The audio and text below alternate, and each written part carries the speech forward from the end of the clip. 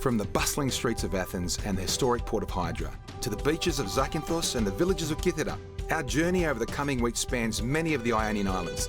Some well known, others that few ever get to visit. But before heading off, you probably want to know a little bit about me. My story starts as a boy growing up in the inner suburbs of Sydney. Like a lot of Greeks early last century, my parents moved overseas to find a better life abroad. They arrived with very little and worked extremely hard to give my sisters and I a loving upbringing. They also made me believe that if I too worked hard enough, I could achieve anything. 54 years later, I've built a successful business, and that has enabled me to do things I once only dreamed of. One of those dreams was to step foot on all 227 inhabited Greek islands, and I'm going to take a big chunk out of that in this first series. In the last few days, I finished up an in-depth exploration of Nafplion. It's a gorgeous port with a huge array of ruins and architecture spanning centuries of varied occupation. Right through this valley, there are tombs for kings, archaeological digs that are happening everywhere. It's a treasure trove of history here. A highlight was walking around the ancient pyramid of Hellenikon. This crumbling ruin is shrouded in mystery and believed to be a tomb for soldiers lost in a great battle in the nearby plains. From there, I made my way to Monemvasia. It's an awe-inspiring island with an imposing fort that towers over the sea below. My journey continues this episode as I delve deeper into the story of the region. I'll be visiting one of the world's most historic wine-growing areas, checking out a church that's said to be one of the oldest in the country, then raising anchor and heading to Elafonisos. It's going to be a busy few days, but I wouldn't have it any other way. Right now I'm in Monemvasia, among the ruins of the fort, as my guide Effie and I continue hiking up the hillside. Last episode we explored the lower section, but it's near the summit where the most interesting things are. Now I understand there's a wonderful church at the top here, Hagia Sophia? Yes. Can we go and have a look at it? Of course we will. Let's go.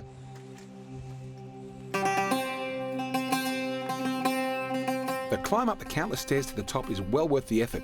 Apart from the amazing views, there's plenty to explore along the way, and it doesn't cost you a single euro. On the way up, we pass the ruins of the ancient villages. It's a living archaeological dig, with up to 20 people working here at one time. In amongst the rubble and remnants of the houses and churches, they're constantly unearthing new and exciting things that tell the story of the people that lived here hundreds of years ago. What I love about it is that the castle was never conquered. Yes, it was taken over by invaders on several occasions, but this was always achieved peacefully through negotiations, which is why many of the original buildings still remain.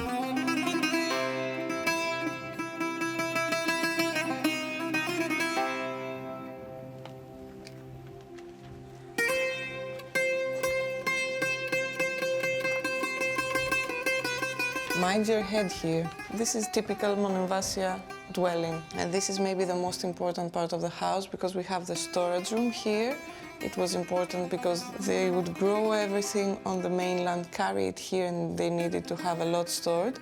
And at the back, this room is the cistern. That's maybe the only disadvantage of this place, and maybe one reason that would make you not to choose this place to stay. There is no water, no springs, nothing. So they were totally depending on collecting rainwater from the roof. How many people would have lived in this house? 10, maybe 10 even people. more. So there's one floor above us, and this is storage. So they would have lived on the floor above. 10 Yes. people. Wow. And these holes would have been for some beams for the mezzanine. Exactly. They Wow. needed to have a lot stored, especially for the times that they were under siege. The family living here must have been one of the most prominent families. We know the aristocracy lived in this area of the castle, the upper town in general, but this house is also very close to the gate, very close to Hagia Sophia. They have a great view, and those are all signs that the people living here were important. Okay, well, we're close to Hagia Sophia, so why don't we go and have a look at it? Let's go. Thank you.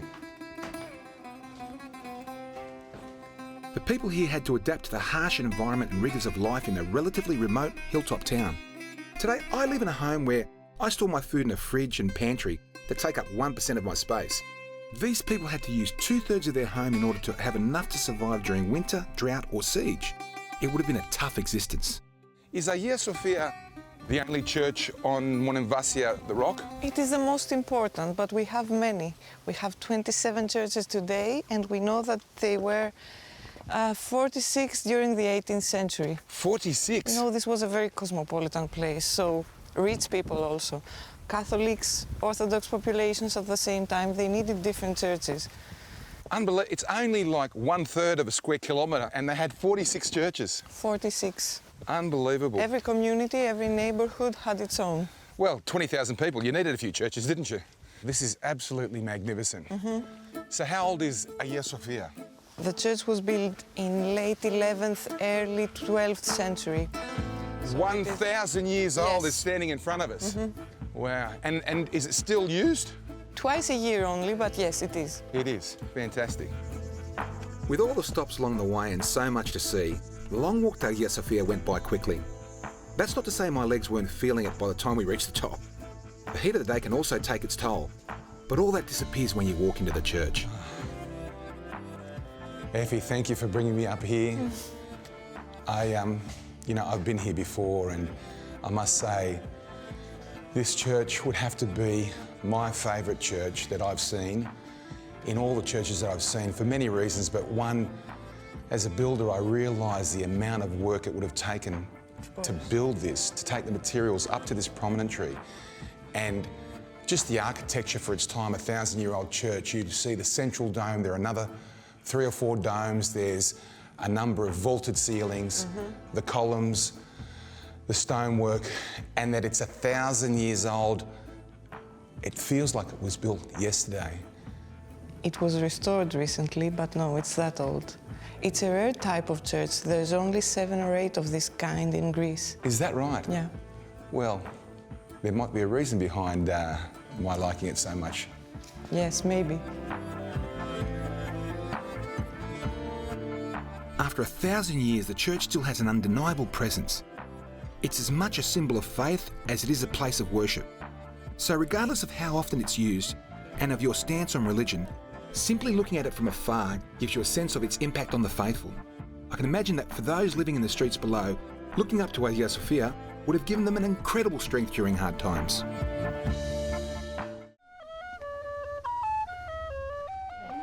The Fort of Monemvasia is full of quirky hotels, restaurants, taverns and shops that sell things unique to the region. There's jewellery stores, antique dealers, art galleries and other weird and wonderful retailers all crammed in amongst the laneways and narrow streets. Whatever you're interested in, there will be something to tickle your fancy. Even if you're not keen on shopping, a walk around the old town is a great way to spend an afternoon. Just make sure you've got some cash handy because I'm certain you'll end up buying something.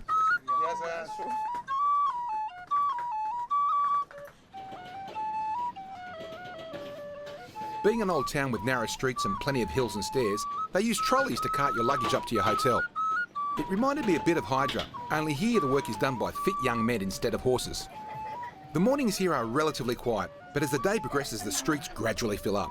Anyway, there's no point being an early bird on the Greek islands because nothing is open until later in the day. In the afternoon the place really comes to life, with everyone heading to the taverns and bars for a meal and a drink. There are plenty to choose from, with many serving local delicacies and regionally produced wines that taste amazing. Whether you find a spot in the heart of the town, hidden in an alleyway, or you go to one of the more popular establishments overlooking the water, you'll discover there's a bit of quirk and plenty of charm to be enjoyed in Monemvasia. There's even a local wine you have to try. Okay, there's something I have to show you. There's local produce you have to try. Monemvasia local produce? Of course. Fantastic. 2 famous products, 2 important things. This one, melitokraso, that's mead. It's made of honey, only, nothing else. And it's something that is produced by one beekeeper all over Greece. You can find it locally. Wow. Only. Fantastic. So that's a unique thing. Yep. But I also told you about trade in Monemvasia and how important it was.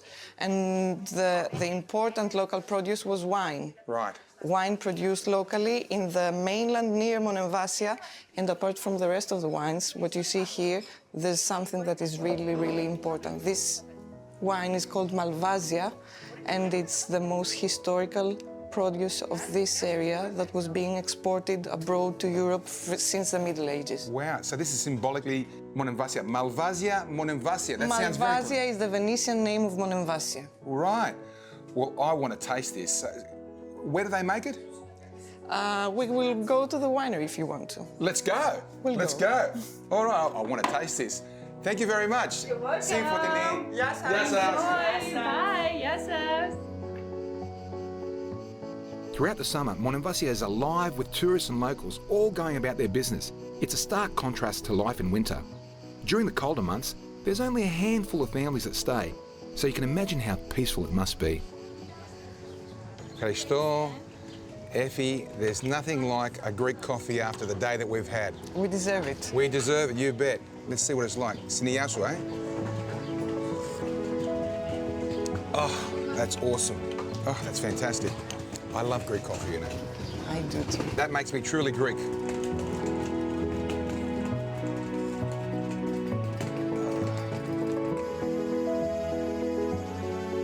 A short drive inland are the mountains and fertile plains that acted as the breadbasket for the fort centuries ago. Today it's not a whole lot different, in that the traditions of making wine and growing olives are still maintained. One place that's producing some of the best wines is Monemvasia winery. It was founded by George Sympithius and his wife Ellie, who still run the place today. Their story is a fantastic one.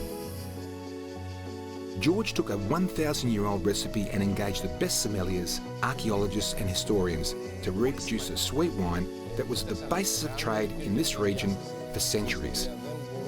He essentially brought back to life one of the oldest wine varieties in the world.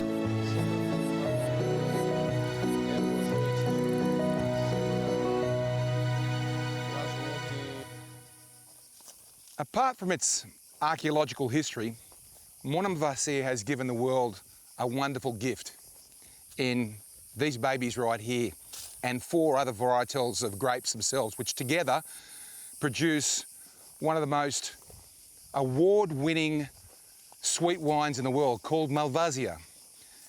And it all started in 1200 AD when the Byzantines here at Monemvasia produced this wine, and the pirates and the traders came here and spread it right around the world to Portugal and Madeira today, to Crete, to Spain, to Italy. The Venetians took it. And it was from this mixture of grapes and this beautiful sweet wine that George decided to reproduce that ancient wine and create what is today an award-winning sweet wine. And it's delivered all around the world. But what gets me is, why did he start this? Γιατί άρχισες αυτή τη τρέλα που άρχισες τώρα και 20 χρόνια? Θεωρώ ότι ένιωσα υπαρξιακή ανάγκη να υπηρετήσω τον τόπο που γεννήθηκα, μεγάλωσα και αποφάσισα μετά από κάποια χρόνια που είχα φύγει από την περιοχή για να σπουδάσω, να κάνω κάποια πράγματα, να υπηρετήσω τον τόπο, την ιστορία του. Πάμε να το δοκιμάσουμε τώρα. Ναι. Let's go and taste it, eh? I've heard so much about it. Some say that Madeira and other similar sweet wines were derived from Malvasia as a result of its distribution by pirates and other traders.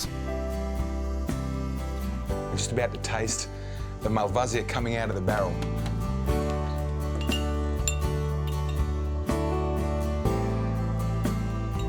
Now, I'm not a wine expert, Στην υγεία σου. Siniasu, but I'll tell you what I think as an amateur.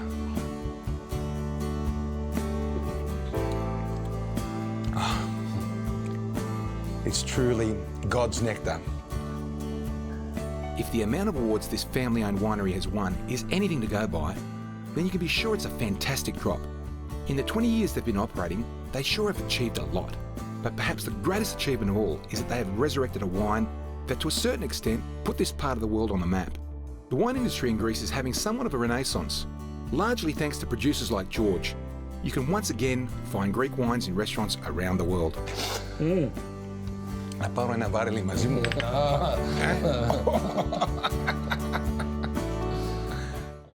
I think that's an interesting thing. This one piece will make 52 layers. Watch on mobile devices or the big screen. All for free.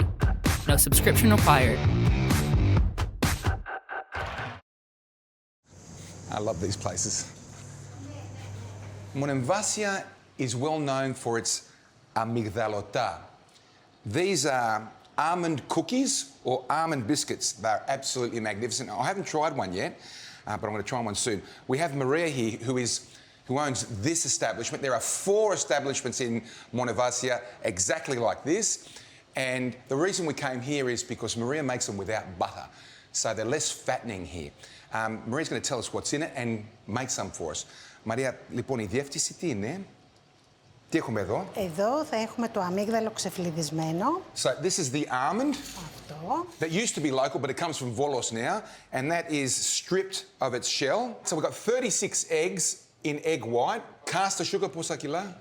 6 κιλά. 6 kilos. Vanilla essence, baking soda. Και έχουμε και ανθόνερο. And we've got rose water. Πώς μου σκοβολάει, Τώρα τα αμύγδαλα τα έχεις μέσα. Πόσα κιλά είναι μέσα? 12 κιλά. There's 12 kilos already mixed in there of the peeled almonds. Now you can work out your own fractions because πόσα κάνουμε τώρα, πόσα αμύγδαλωτά κάνουμε από αυτό? 600 κομμάτια. So if you want to make 600 pieces, that's how much you need. So you need to do the mathematics on your own. Πάμε. Πάμε. Έλα. Geez, that looks good. Here we go with the vanilla essence. 1, 2, 1.5 teaspoons. Geez, that looks nice and fluffy. Look at that, what a great job. Oop, opa. And it goes in, how wonderful, look at that, what a lovely emulsion. You must understand this is a secret recipe and you can't tell anybody about it. Αυτό είναι, δεν το λέμε σε κανένα, έτσι. Όχι, τα μυστικά μας. Είναι μυστικά. She's saying it's a secret, so you can't tell anybody about this.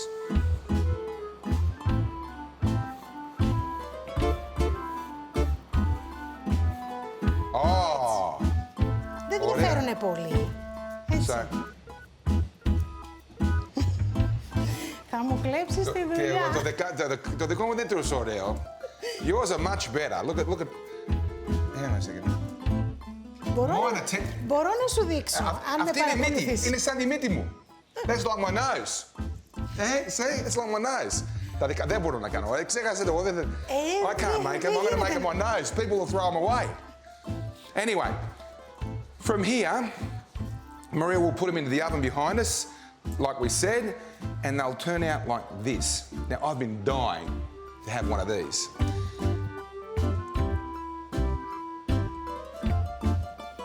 Τι ωραίο κάνουμε. Δεν βάνεις βούτυρο, έτσι. Όχι. Δεν βάλαμε εκεί, αλλά εσύ έβαλες αυτά, γιατί... Όχι. Να. Όχι. I'm sorry, they normally put butter in these, and I'm pretty sure I taste butter. Maybe she's lying to me, I don't know. But she's not, she's a good woman. These are awesome. You've got to come to Monemvasia and have the best αμυγδαλωτά I've ever had. Better than my mother. Καλύτερα από την της μάνας μου, το ξέρεις? Το ξέρω. Μπράβο. Πώς το ξέρεις εσύ? Κι εγώ μια μαμά είμαι. Of course. Oh, fantastic. These delicious almond biscuits are made in many different ways all over Greece. With butter, without butter, with icing, without icing. Everyone has their own spin on it. Captain Yanni thinks the tastiest are the ones we saw in Hydra, while my sister believes these are the best. I'm of Kythirian descent, so I'll wait until we get there before choosing a favourite. Back at the boat, we had an unexpected guest, one that had swum some 200 miles or more from its nesting place. Of all the critters that live in the sea in this part of the world, turtles are one of the most nomadic. They're protected in Greece, and on the islands of Zakynthos, there are sanctuaries for them. I'm looking forward to visiting the nesting beaches soon, but for now, watching one feed on a fisherman's scraps was a joy. The Sea Turtle Protection Society of Greece has been working with authorities and community groups since 1983 to protect these amazing animals and their habitat. Each year, over 2,500 nests are protected and some 300 turtles are tagged for research. It's an important task that relies heavily on volunteer support. This footage was actually taken by one of the ship's crew, the engineer Rhett. He plays a hugely important and quite varied role on Malvasia. He's essentially in charge of running and maintaining a mini city. Not only does he make sure the boat's engines work, but he keeps the water flowing, the power running, and the toilets flushing. He's an electrician, a plumber, a carpenter, a window washer, and also a mean water sports teacher, which makes him a favourite with my son and any kids on board. Come down, Pete. I'm coming, mate, I'm coming. Man, it's warm in here. What's the story? Oh, we run the preheaters on the main engines 24 hours before departure, just for basic wear and tear, you know. Mate, we got everything on this boat. It's amazing. At the heart of Malvasia are these two MTU engines. There's 5,600 horses between them, and Rhett calls them his babies. It's a love affair only a seaman can understand. I love these guys. Look at them. I understand your family. Yes. They're all seamen. Yes, they are. So it's in your blood. It's in your genes, eh? Yeah, I'm a third-generation prawn fisherman. My grandfather started fishing up in the Gulf of Carpentaria in the 1970s, and I've had all my uncles and aunties, grandparents basically work on trawlers. And your dad? And my old man as well. He sold his trawlers in 2001, but he's currently working on a yacht similar to this in Indonesia at the moment. So Wow. Someone spending their life at sea, I think it's a big commitment. Yeah. You know, and you know, we wouldn't do it unless we didn't love it. So you know. And you see the world. And we see the world, yeah. You love Yeah. Greece? I love Greece. It's my favourite country so far. So, Really? Yeah. Oh, fantastic. The boat was designed and built by the world's best boat builders, the Dutch. They've managed to fit everything you need to run a small city into this limited space. For a person that's into their machines, the hum of the engine room is orchestral. Amazing, eh? So you put that, well, you have to, Yeah. don't you? Eh? And I also wear them when my girlfriend's talking too much.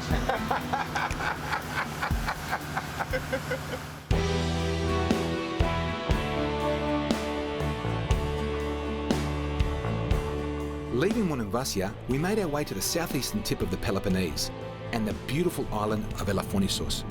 It's located just a few hundred metres from the mainland, so getting there is relatively easy, even if you don't have a boat.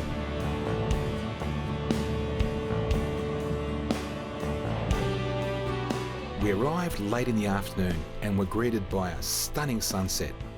The colours of the sky reflected off the mirror-like sea to create a spectacular scene. It's times like this that you sit back and take it all in. We've seen some amazing landmarks built by human hands. However, Mother Nature has a way of making everything else pale into insignificance.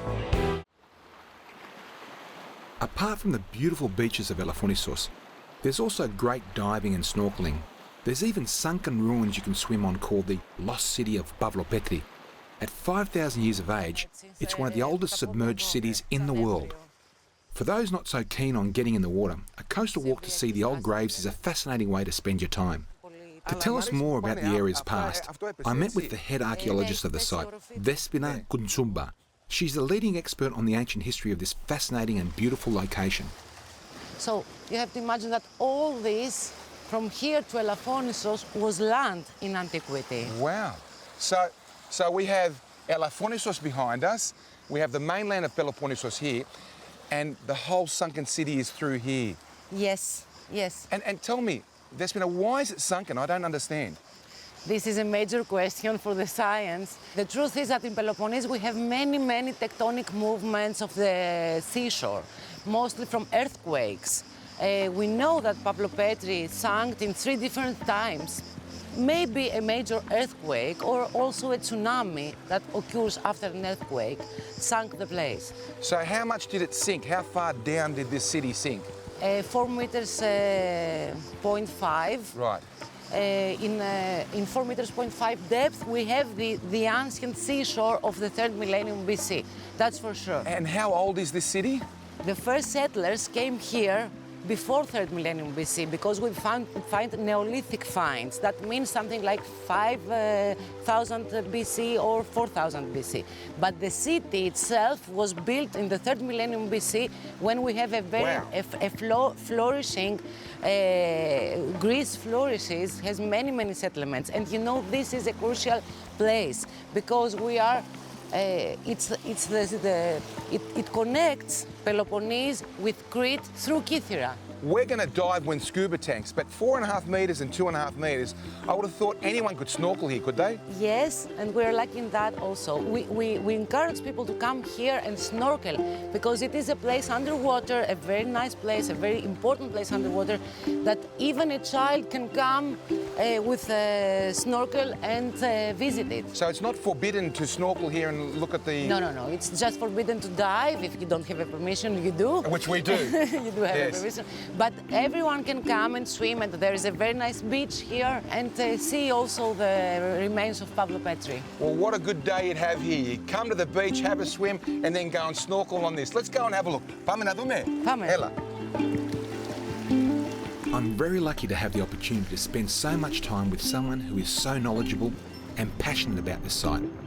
Despina brought the place to life with fascinating stories about who they think would have lived here and what life was like thousands of years ago. The research she and her colleagues are conducting here has far-reaching impacts. It helps piece together civilisations and the movement of populations through time. It tells the story of Greece's ancient past and provides information for not only historians and archaeologists, but oceanographers, geologists, marine biologists, and other scientists too.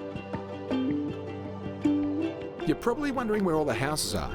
Well, after 5,000 years of being submerged, the mud bricks have dissolved and the timber rotted away. What remains are the foundations that were built using stone quarried from nearby. We carefully explored the ruins, looking at the footings of the homes that once stood here and the streets that thousands of years ago would have been bustling. To the naked eye and the layman, there's not much left, but for the experts, there are gems hidden amongst the silt. Little pieces of history that tell the story of the city and people that once lived here.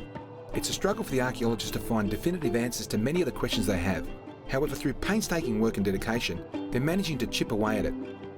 We may never truly know what happened here, but one thing's for sure, the likes of the spinner and her colleagues will spend years searching for the truth behind this lost wonder.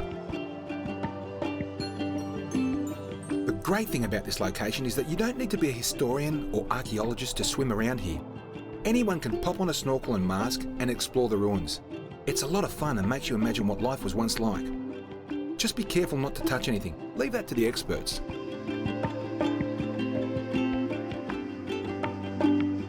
Back on dry land, the day was quickly warming up. With that comes a load of tourists. Lots of yachties and day trippers come here for a swim in the warm, clear waters. And it's not hard to see why. This place is stunning, and regardless of which direction the wind is blowing, one of the beaches on the isthmus will always be sheltered. Just a 400-metre ferry ride from the southeast tip of the Peloponnese is this beautiful island of Elafonisos. Elafonisos because Elafi in Greek means deer. And many centuries ago, deers roamed this whole island. But that's not what's special about this island. Just past those sailboats over there, a couple of hundred years ago, the French, British and Russian fleets met to strategise the Battle of Navarone. The last battle fought with sails on ships turned the Greek War of Independence. It all happened here. Enough with history though, I'm dying for a swim. Lazy days in the sun. That's what a trip through the Greek islands is all about. You come here not only to explore the ancient ruins and eat great food, but to switch off for a little while. Back home, life moves at 1,000,000 miles an hour. There's noise, stress, constant activity and a lot of headaches. Here though, it's the complete opposite. Everything slows down. The days seem longer, my heart rate drops, I sleep well, and the most stressful thing I have to do is decide which swimmers I'm going to wear. It's the flip side to my life. Don't get me wrong, I love my work at home, but I'll take any chance I can to explore the hundreds of islands Greece has to offer. I've said it before and I'll say it again, we Greeks love a good panikiri. We'll find any excuse we can for a party. A lot of the time when you visit a small town, there'll be some sort of festival honouring a saint or a martyr. After all, there is a lot of them. In this instance though, the people of Elafonisos were celebrating independence from the British in 1850.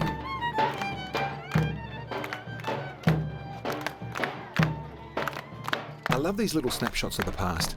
It gives you a taste for the culture of the islands. A lot of the old ways of life are slowly disappearing. As people move away and technology wields its influence, many of the traditions are no longer being practiced. One example is the fishing trade.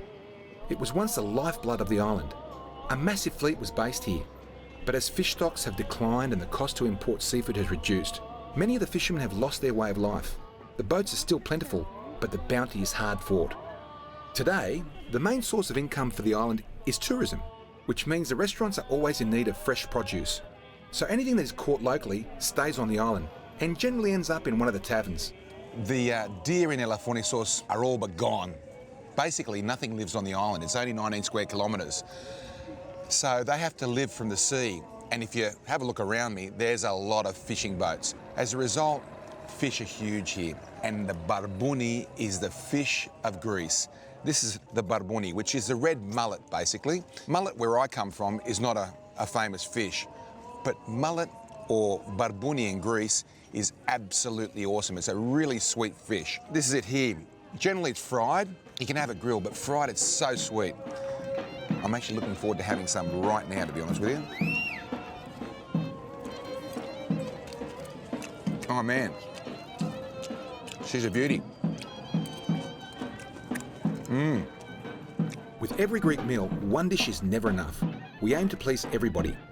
Today, accompanying the barbounia, we had horta, zucchinis, calamari, and sardines, all washed down with a Greek beer.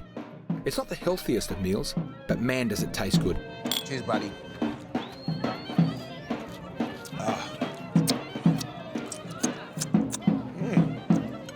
Song, dance and costumes are all part of Greek culture. Any good celebration features a bouzouki or lauto, a bit of percussion, in this case, some folk clarinet. Throw in a splash of colour and lots of laughs and you've got a great way to spend an evening.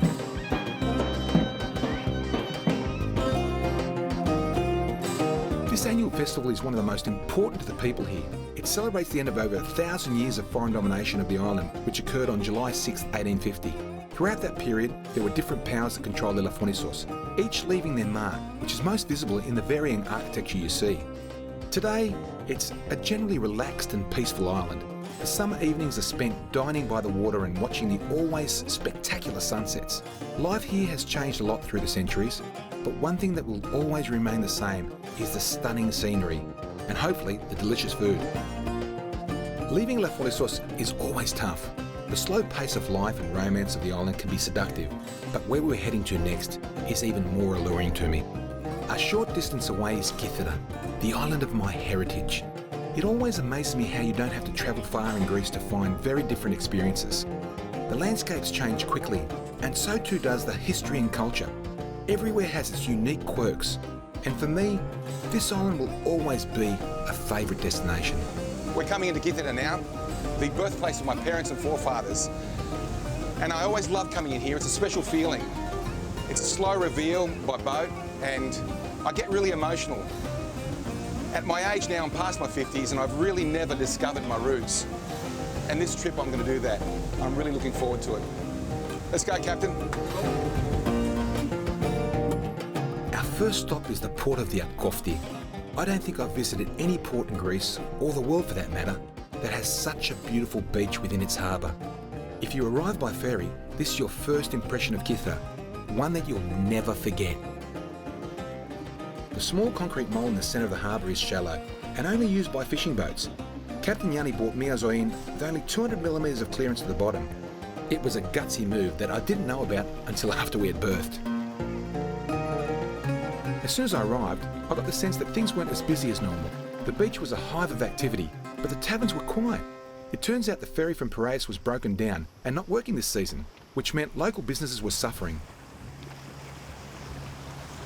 If you take the car ferry from Napoli to Kythira, it comes to the Kofti. The first thing you'll see is this magnificent shipwreck, the Nordland. And if you look at it, it looks like it must have been doing some pretty major speed to be upright like that. Well, it was. The story goes that the crew had put it on autopilot when they left Piraeus, and they were downstairs watching the World Cup soccer, and it kept going, and they didn't see what was coming. Pretty awesome. Rhett, let's go a bit closer, and I might put on some goggles and have a look, eh? You shouldn't be surprised that there's a shipwreck in this spot. The strait between Kythira and the Peloponnese is quite narrow and a heavily congested shipping route. The majority of ships leaving the Bosphorus or Asia Minor and heading for Europe travel through this passage. There are many well-documented wrecks on the northern side of this route, largely thanks to the rough weather it gets.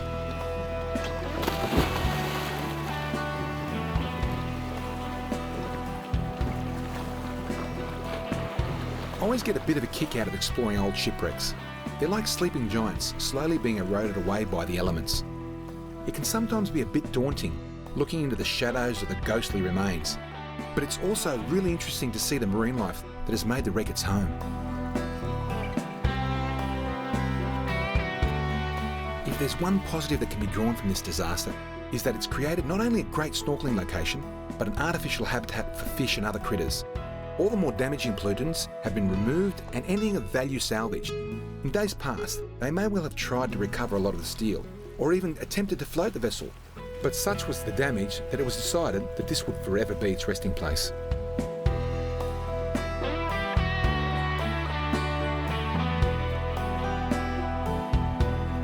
You don't need to snorkel on a ship to enjoy the wow factor.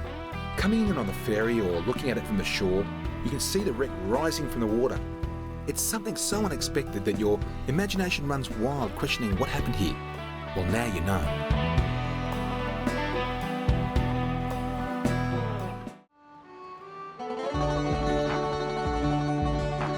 Looking north from Diakofti, you can see the southern tip of the Peloponnese. Apart from the ferry from Piraeus, there's also a daily car ferry that runs between the mainland at Napoli across to here. Lots of people drive from Athens along the coast, visiting the Corinth Canal, Nafplion, Tripoli, and Monemvasia on the way, finally boarding the transport ship over. It's a great road trip and a fun way to get to Kythira. Perched above Diakofti is a monastery that's a sentimental favourite of mine. As a 10-year-old, I spent a couple of nights here with my mother and sister, and I have wonderful memories of playing soccer with the priest. As a boy, I found priests difficult to approach, but this guy helped me open my mind to our cultural faith. Father George explained everything in a way that even I could understand. This icon, for example, has an interesting story that if you were none the wiser, you would just walk on by, oblivious to how significant it is. Αυτή την εικόνα τη μοιράσαν στα δύο, κάναν τη μεγάλη αυτή εικόνα και η παλιά εικόνα είναι αυτή εδώ, αυτές οι δύο μικρές. Δεν ξέρουμε πότε χτίστηκε το μοναστήρι, γιατί το 1767 που βρέθηκε, τη φέρανε εδώ την εικόνα αυτή και υπήρχε ένα μικρό εκκλησάκι ή κάποια κελιά αφιερωμένα πάλι στην Παναγία, στην Κοίμηση της Θεοτόκου. Αλλά μετονομάστηκε Αγία Μόνη από Κοιμήσεως Θεοτόκου που ήταν το μοναστήρι, γιατί έκανε πάρα πολλά θαύματα η εικόνα η καινούργια που βρέθηκε. I reminisced as Father George took me on the tour of the monastery. He spent his entire priesthood here, devoting most of his life to the clergy and this one spot. It's a commitment that should be respected. Talking to this quietly spoken man made me wonder.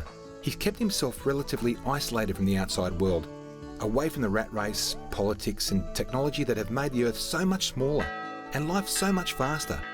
He's avoided many of those little things that clog our minds and complicate life. You would think that it may well have given him a narrow perspective on things, but then it happened. He showed me something that blew my rationale at the door.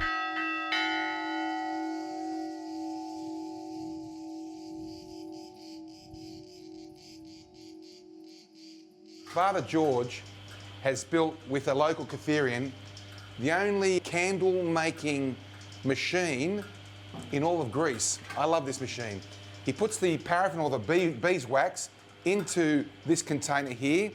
You can see that there's a furnace underneath and it melts the wax. It goes back down into here and there's a floating balance. There's a float that makes sure that the wax is topped up. And here you can see the wicks, and they get dipped in and out. And as they come out, they go back over 7 or 8 times and it becomes a candle. This is an awesome machine. And he's had it for about 15 years. Πολύ ωραίο. Από εδώ περνώντας έχει ανεμιστήρα και κρυώνει. And there's a fan just here. This fan is awesome. You've got to come and have a close look at it. Very technological, but it works. And this is all Father George's idea. So πόσα κάνεις την ώρα? 1300. So he makes 1,300 candles an hour. He should make a business out of this. Μήπως τα πουλάς στα άλλα μοναστήρια καθόλου? Όχι, δεν πουλάω, εξυπηρετώ, δίνω σε άλλες ενορίες. Μπράβο. So he gives them, of course. He's going to give them away, βεβαίως. In another life, Father George could have been a mechanical engineer. His simple creation supplies the churches of Kythira with candles for parishioners, solving a supply and demand problem. Some of the engineers I know should come here and take a few lessons from this humble inventor. Father George built the machine from discarded parts of bicycles, cars, sewing machines and electrical appliances, even a toaster. You have to marvel at the ingenuity of the contraption. It's a great example of overcoming adversity with a little brainpower, elbow grease and creativity. He's a modern-day Archimedes. Many months of trial and error went into the design you see today. The simple idea of winding the string to set the candles took Father George and his friend a year to get right. This machine allowed them to go from making 200 candles per day to over 400 every 20 minutes. It's candle making on a mass scale in a monastery. Σε 20 λεπτά τα 430 θέλανε 3-4 άτομα 2 μέρες. Σε μια ώρα, σε 20 λεπτά, στα 20 λεπτά. So Father George is amazing. What he could do in 20 minutes with his machine would take 3 or 4 people 2 or 3 days to do. Πολύ ωραίο. Bravo, Πατεριώτη. Είναι unbelievable αυτό να πούμε. This is awesome. Just like the first priest I met at Hagia Sophia 44 years ago, Father George has again not only made me feel comfortable, but has shown me that despite being remote and somewhat disconnected, it doesn't have to limit your capacity as a person. I not only felt culturally connected to Father George, but it was a real eye-opener. You know, spending the day with Father George here at Hagia Sophia and listening to his wonderful stories and the history of this beautiful monastery has been an uplifting experience. But have a look at it. It's a beautiful summer's day and it's empty. There's been only a few people go through here. And that's a function of Greece and all these churches and monasteries. On Kythira alone, there are between 350 and 400 churches and only 15 priests.